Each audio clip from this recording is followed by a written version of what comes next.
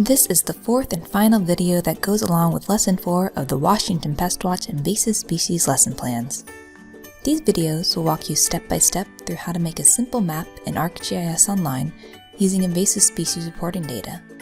This video will focus on how to add an additional layer to the map you created in the last video. Let's get started. Open the map you created in video 3. It will show the points on your map, and your content pane will be open on the left-hand side. Now that you have your dataset on a map, you can choose to add more layers to your map.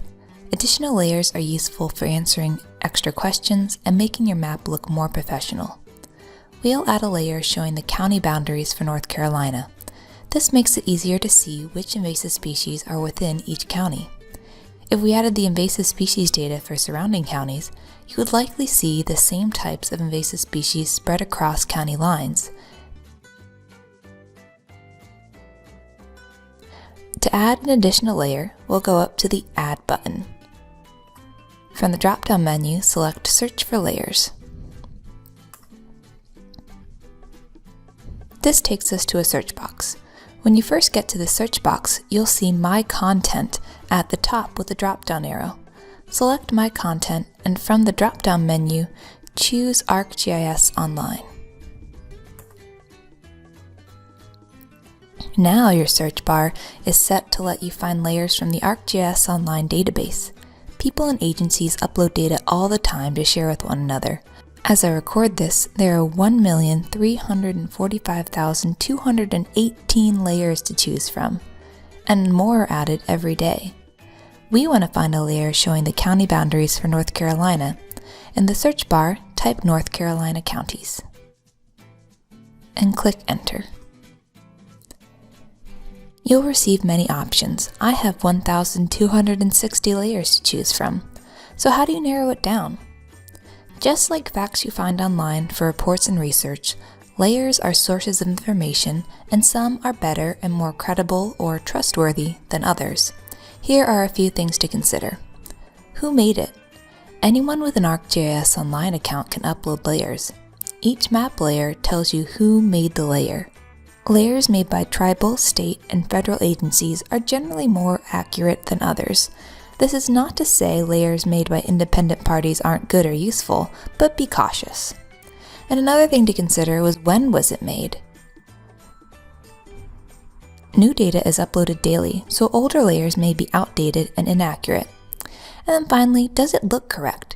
This may seem simple, but using your best judgment can go a long way. If you're looking for North Carolina state counties, for example, and a layer featuring Florida pops up, you should probably disregard it.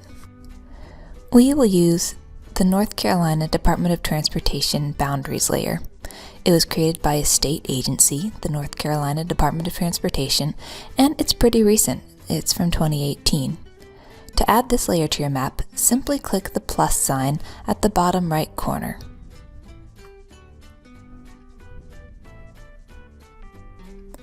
Then to return to your map, click the left back arrow at the top of the Contents pane. And save your work. It's now easier to see where invasive species are distributed throughout Orange County. This is useful information because we can see which invasive species may be threatening to spread to nearby counties, and it could help us better visualize how the invasive species are spreading. Another neat thing is that now that this map layer is on your map, you can edit it just like we edited our data set. We're going to change this yellow county boundary line to black so they're easier to see.